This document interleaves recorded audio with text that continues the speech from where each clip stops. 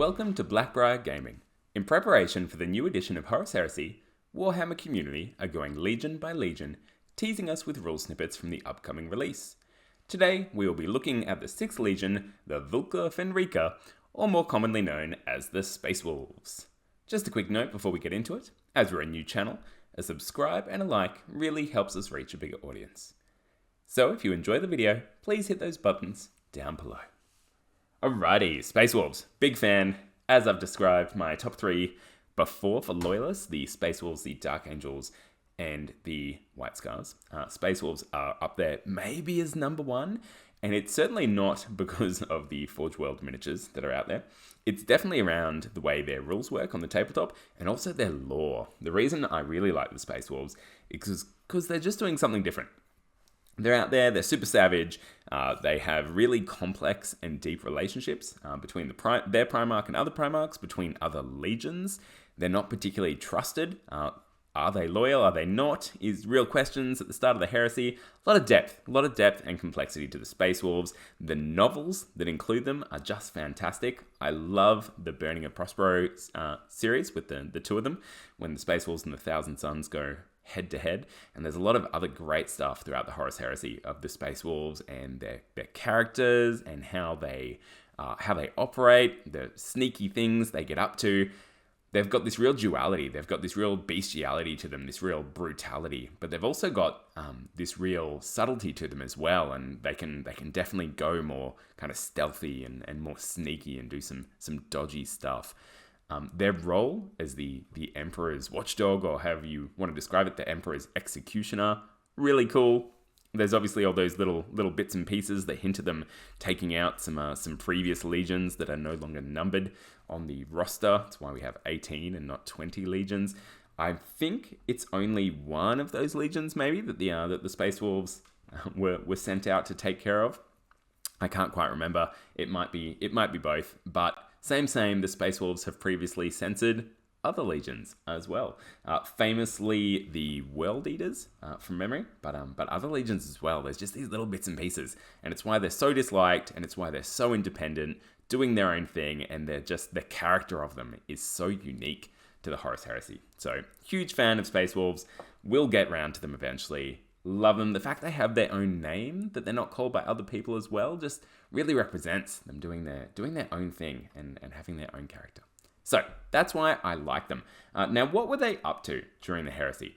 So they kind of really, they had to work out what was going on, the Space Wolves, and Lehman Ross really took it upon himself once he's decided Horus has done the wrong thing to get in there and try and it was his responsibility to take care of Horus as he saw it, because that's his role. That's what he's there for. So when he did this, right, he went on to the Vengeful Spirit and tried to take Horus out, and there's crazy things going on, and he couldn't quite do it in the end.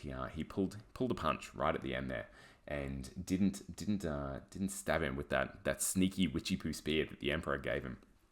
So cool stuff going on. They get almost decimated from this, and that's a cool bit as well, is that they take their responsibility so seriously that it absolutely decimates the Space Wolf Legion and the threat they're seen as well. So the Alpha Legion are sent to waylay them. Horus sets them up to take out the Thousand Suns to not only, and they're used, right? There's this whole chip on the Space Wolf's shoulder that they've been used right at the start of the Heresy by Horus to do this terrible thing to the Thousand Suns, because of course Magnus did nothing wrong. But that also puts them way in the wrong part of the galaxy to help out with the Horus Heresy at the start there, and it really takes a chunk out of their legion as well.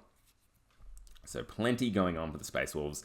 Their books, there's plenty of books about them. They're really great. Definitely read them if you haven't already, out of the Horus Heresy series, just to enjoy some of the better lore and the better characters in the Horus Heresy.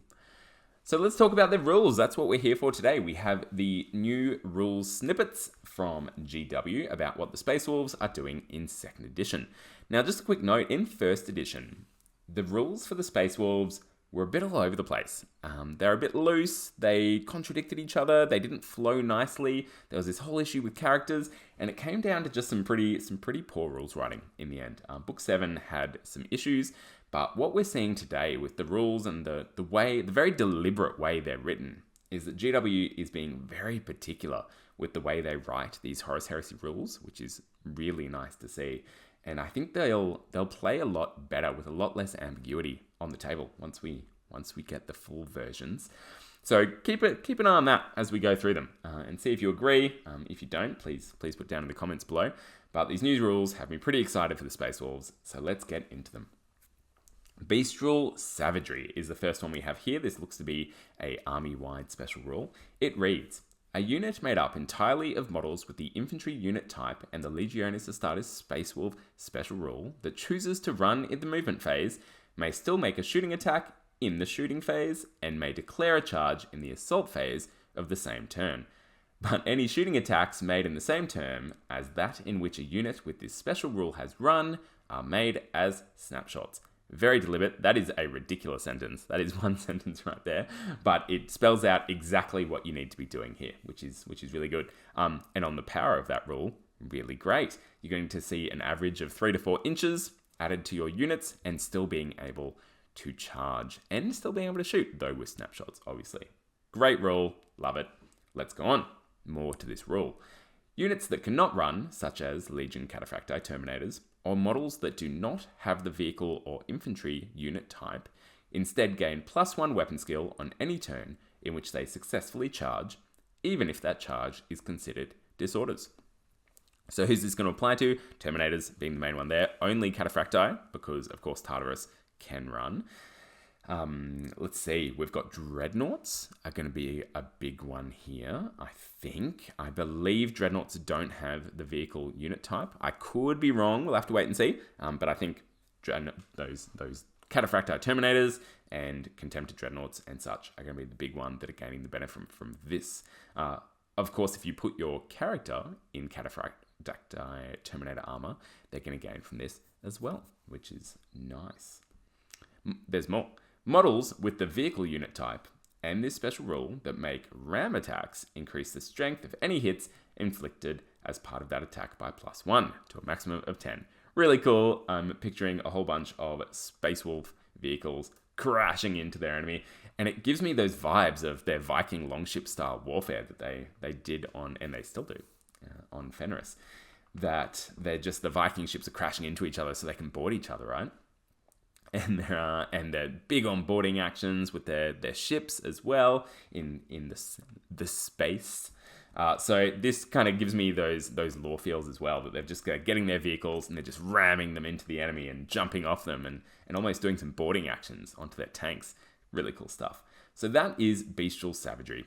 Really good rule, pretty simple stuff, lets them do what they want to do quicker, which is get into assault. And they want to do it with big groups of infantry that aren't really fitting in transports that you want to actually pay for and have multiple of on the table. They're getting across the board quickly, and they're still laying down some fire while they're doing it, and then they're getting into assault after they've done so. So really nice rule that really matches what your Space Wolf army wants to be doing on the table. Next up, we have a warlord trait. So we have Crown Breaker. The warlord and all models in any unit he has joined gain the preferred enemy independent character's special rule. Those models also gain the Feel No Pain special rule when locked in combat with one or more enemy models with the independent character special rule. In addition, an army whose warlord has this trait may make an additional reaction in the opposing player's movement phase, so long as the warlord has not been removed as a casualty. We've seen that a few times now, that last bit there, so that's pretty common we can expect on warlord traits. There should be other ones for other phases as well. We'll have to wait and see. At the moment, I think we've just seen movement phase ones. But the first part of the rules, really spicy there. So getting preferred enemy for the whole unit against independent characters is really nice and makes a lot of sense. They're all about the dueling there. So your characters are going to be taking out enemy characters more efficiently, which is great because it's super common in Horus Heresy. What you often see in a game is a few independent characters smattered around an army, noting that there's only so many units on the table because of the high points costs of those units.